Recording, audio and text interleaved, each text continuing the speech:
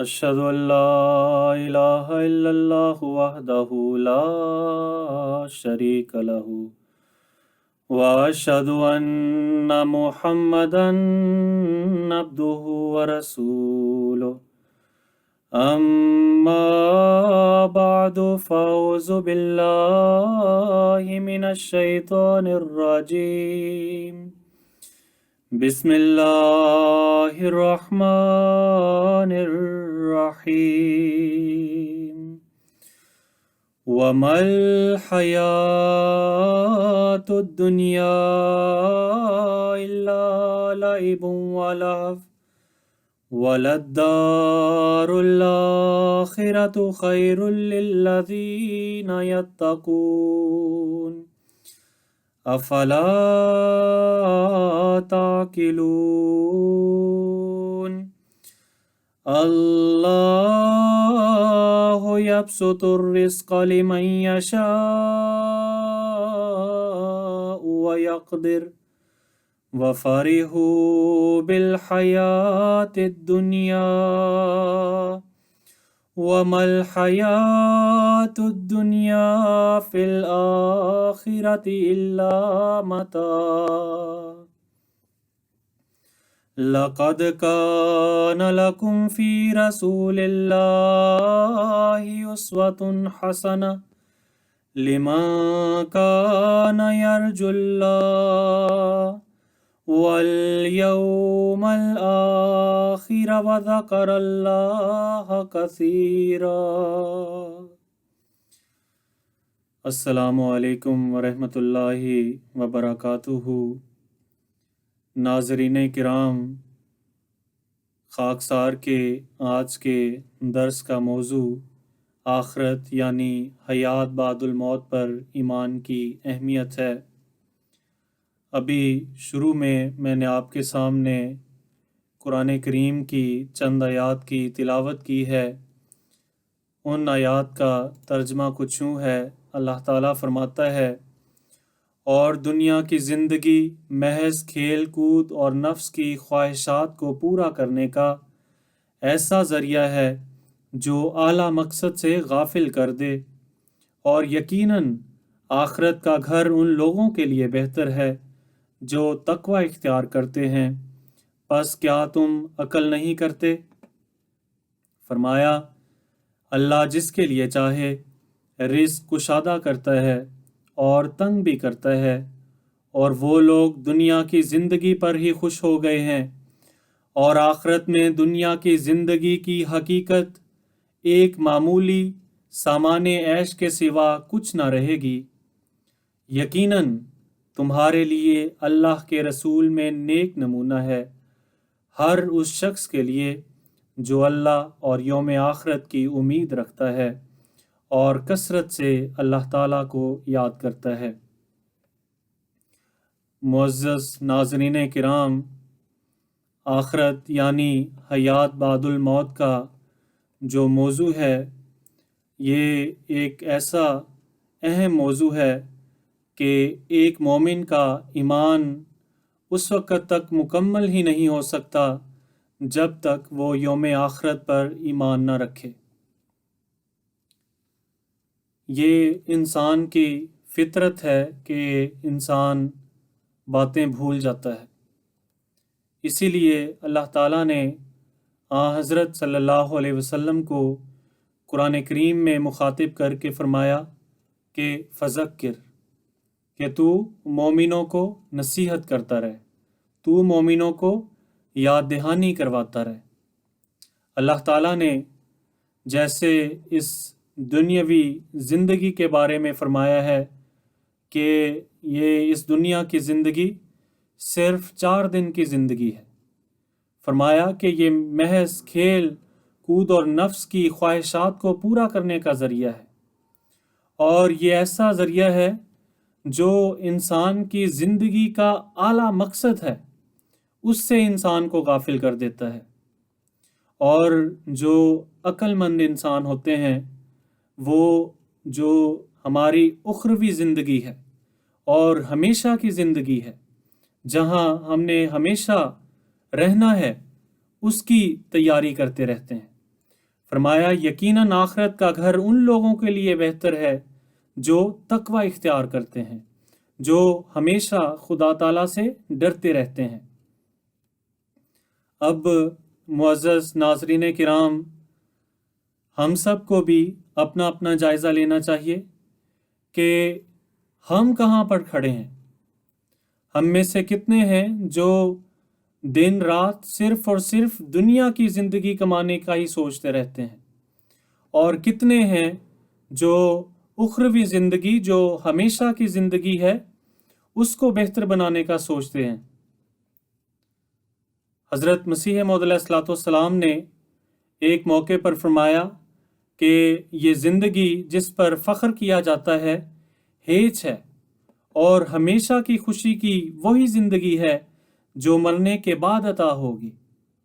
حضرت مسیح موعود علیہ الصلوۃ والسلام فرما رہے ہیں کہ یہ جو ہم بعض لوگ دنیاوی زندگی پر فخر کرتے رہتے ہیں، فرمایا یہ ہیچ ہے، یہ کسی کام کی زندگی نہیں، یہ تو صرف ایک عارضی زندگی ہے۔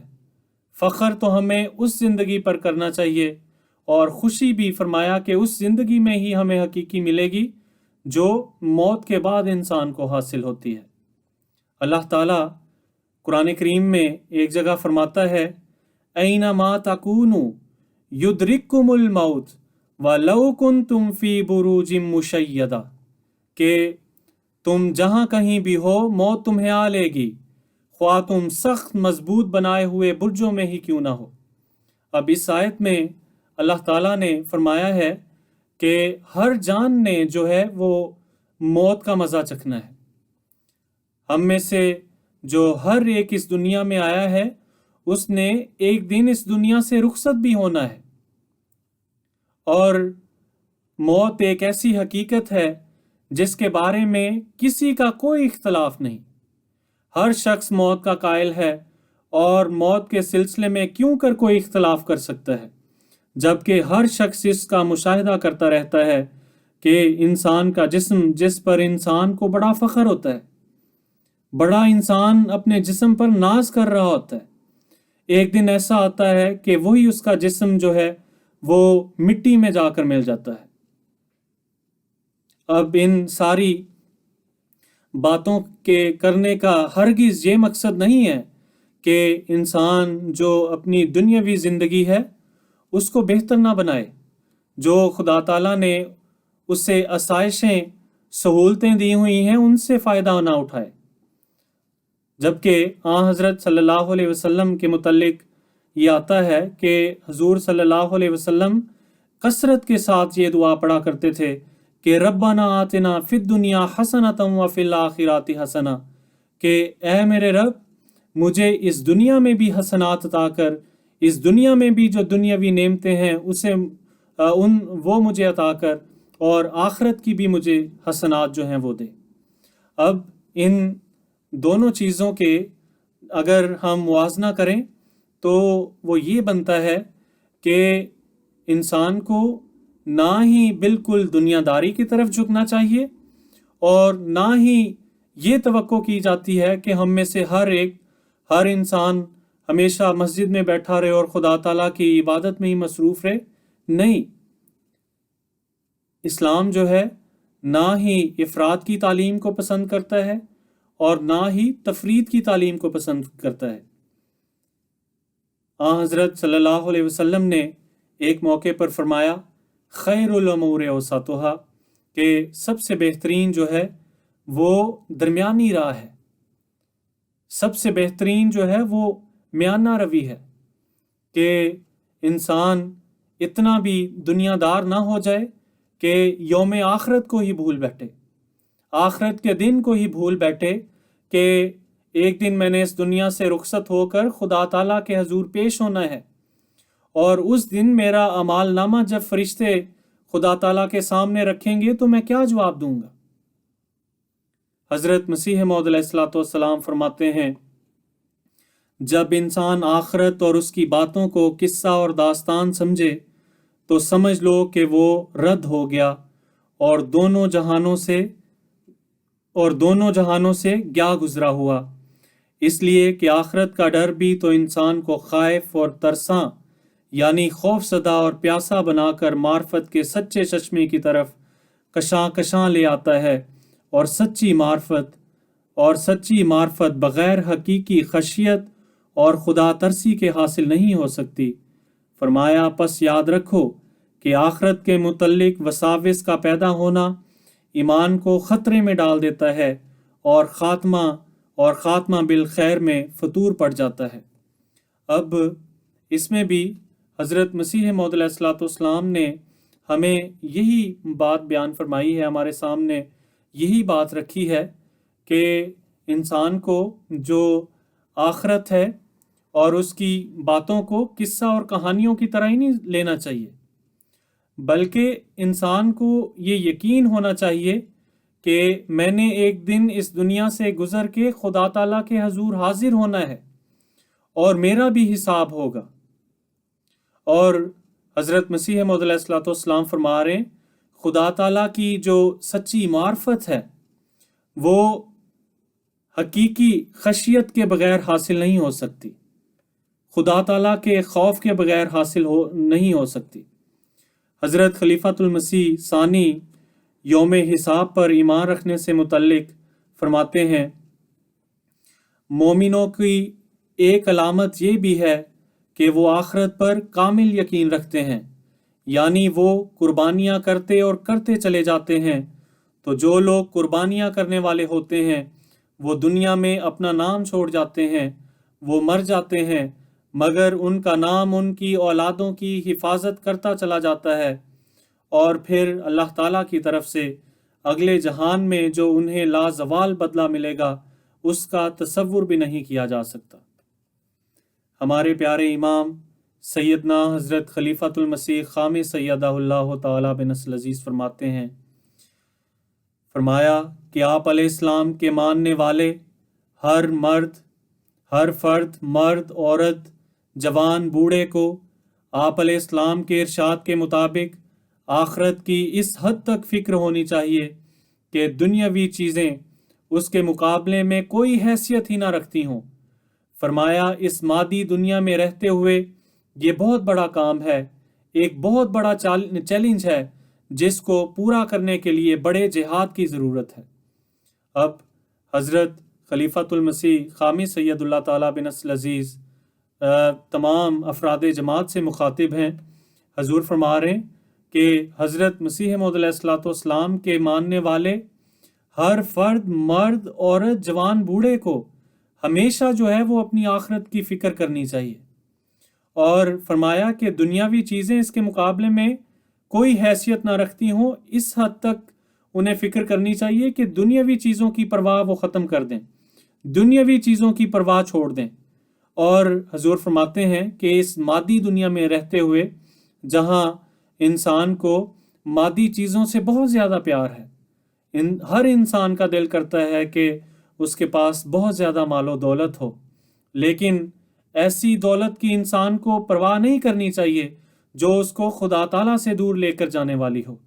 हजूर अनवर अय्यदुल्लाह ताला बिन नस्ल अज़ीज़ फरमा रहे हैं कि ये इस चीज़ को समझना हमारे लिए बहुत बड़ा चैलेंज है, और फरमाया कि इस चीज़ को पूरा करने के लिए हमें बहुत बड़ा जिहाद करना होगा, हमें अपने नफ्स को मारना होगा जो हमें हमेशा दुनियावी चीज़ों की तरफ खींचता है। हमें उस नफ्स को मारना होगा, हमें उस नफ्स के खिलाफ जिहाद करना होगा।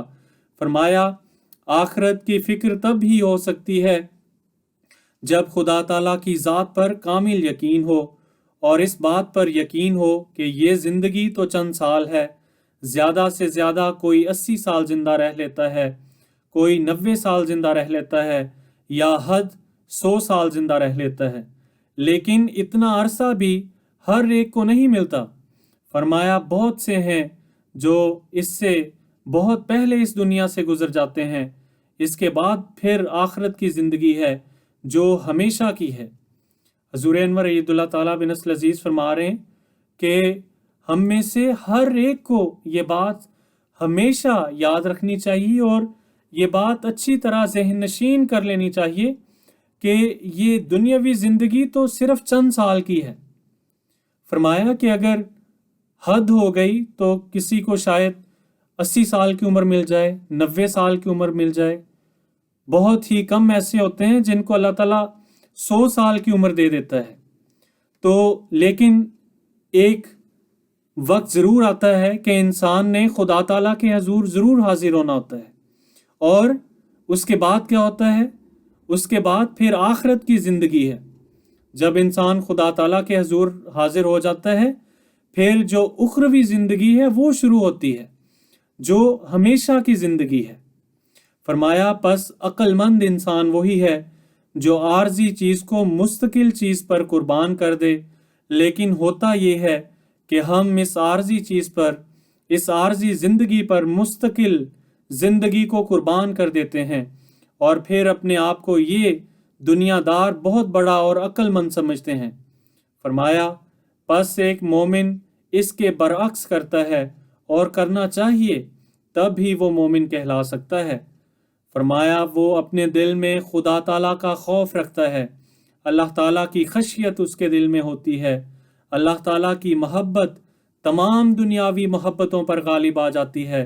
अल्लाह ताला का खौफ और खशियत इसलिए नहीं होती कि मरने के बाद की ज़िंदगी में सज़ा मिलेगी, बल्कि इसलिए है कि मेरा प्यारा खुदा मुझसे नाराज़ ना हो जाए। हजूर फरमाते हैं कि आम जो दुनियादार शख्स हैं वो इस दुनियावी ज़िंदगी को ही हमेशा की ज़िंदगी समझ रहे होते हैं, और जो हमेशा की ज़िंदगी है उसको इस दुनियावी ज़िंदगी पर कुर्बान कर रहे होते हैं। और फरमाया कि जो मोमिन हैं वो अपनी इस दुनियावी ज़िंदगी का परवाह नहीं करते, अपनी इस दुनियावी ज़िंदगी का ख्याल नहीं रखते। वो अपनी आखिरत की ज़िंदगी की जो है उसकी अच्छी तैयारी कर रहे होते हैं। अपने आखिरत के घर को अपनी इबादतों के साथ सजा रहे होते हैं। फरमाया कि जब इंसान इस मकाम को हासिल कर लेता है तो फिर इंसान के दिल में ये खौफ नहीं होता कि जब मैं मरूंगा तो मुझे खुदा ताला के सामने हिसाब देना पड़ेगा। फरमाया कि जब इंसान खुदा ताला के साथ मोहब्बत के इस मकाम को हासिल कर लेता है तो फिर कोई भी कदम उठाने से पहले वो ये सोचता है कि कहीं मेरा ये काम जो है वो खुदा ताला की नाराज़गी का मौजिब ना हो जाए, मेरा प्यारा खुदा मुझसे नाराज़ ना हो जाए। फरमाया और जब ये मोहब्बत के जज्बात होंगे तब ही इंसान खुदा ताला के हुक्मों पर अमल करने की भी कोशिश करता है। फरमाया इंसान का इस दुनिया का हर अमल आखिरत को सामने रखते हुए होता है। इसको ये यकीन होता है कि मेरा खुदा ही है जो मेरी परवरिश के सामान करता है, मेरा खुदा ही है जो मुझे अपनी नेमतों से नवाजता है। उनमें से हर किस्म की नेमतें शामिल हैं, दुनियावी भी और रूहानी भी। फरमाया अगर मैं उसकी इबादत का हक अदा करता हूँ, उस खुदा को ही सब ताकतों का मालिक समझते हुए उसके आगे झुका रहने वाला बना रहता हूँ, तो उसकी नेमतों से हिस्सा पाता रहता हूँ। फरमाया मैं अगर उसके बताए हुए अवामिर और नवाही के मुताबिक ज़िंदगी गुजारता रहा तो उसके फजलों का वारिस बनता रहूँगा। अगर अल्लाह ताला की मुकम्मल इताअत करते हुए और तकवा पर कायम रहते हुए उसके और उसके बंदों के हकूक़ अदा करता रहा तो वो मुझसे राज़ी होगा। फरमाया बस ये सोच है और इसके मुताबिक अमल है जो यकीनन अल्लाह ताला के वादे के मुताबिक उसके इनामों और फजलों का हासिल करने वाला बनाएगा, और यही लोग हैं जो तकवा पर चलने वाले कहलाते हैं। अब हजूर अनवर अय्यदुल्लाह ताला बिन नस्ल अज़ीज़ ने हमें नहायत ही आसान और ख़ूबसूरत अल्फाज में ये बात हजूर अनवर अय्यदुल्लाह ताला बिन नस्ल अज़ीज़ ने हमारे सामने रखी है। हजूर फरमाते हैं कि एक अहमदी का जो है वो हमेशा एक अहमदी को उसकी सोच ये होनी चाहिए, उसका फ़िक्र ये होना चाहिए कि मैंने खुदा ताला को किस तरह खुश करना है, मैंने अपने प्यारे खुदा को किस तरह खुश करना है। फरमाया कि जब इंसान खुदा ताला के मुतल्लिक़ किस तरह सोचेगा, खुदा ताला के साथ उसकी मोहब्बत भी बढ़ेगी और फिर हर कदम पर وہ جو ہے وہ سوچے گا کہ کہیں یہ جو میں کام کرنے جا رہا ہوں میرے خدا کو مجھ سے ناراض نہ کر دے۔ تو میں تمام اپنے آپ کو بھی مخاطب کر رہا ہوں اور تمام جو دیکھنے والے ہیں ان سب کو یہ نہایت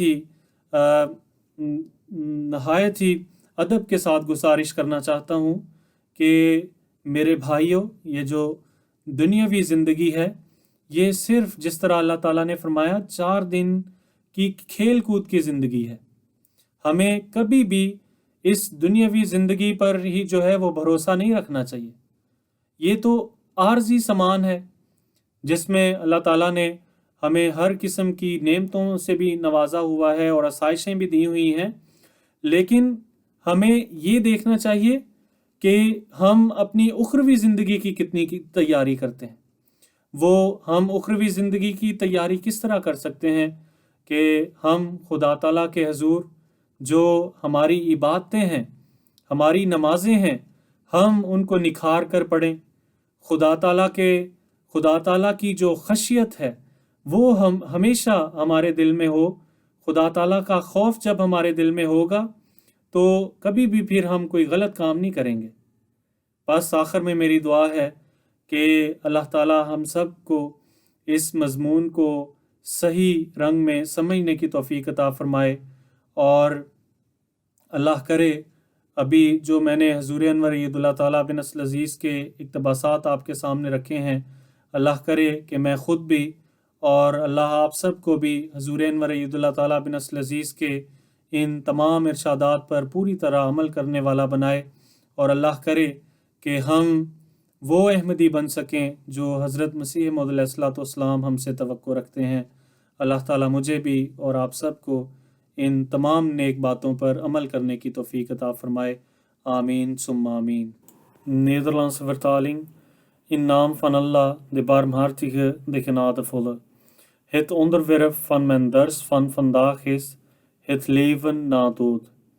Ik had in het begin enkele versen uit de Heilige Koran gereciteerd. Vertaling is: het wereldse leven is niets dan een spel en een ijdel vermaak, doch voor diegenen die God vrezen, in het thuis van het hiernamaals beter.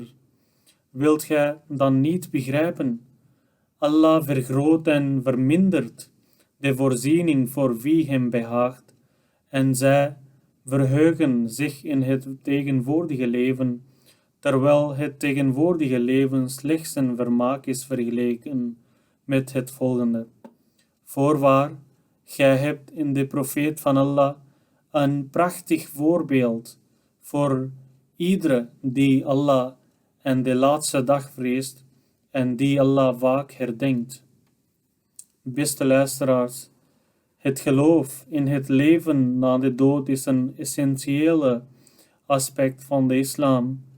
Het ontkennen ervan komt neer op het ontkennen van Allah, de Almachtige.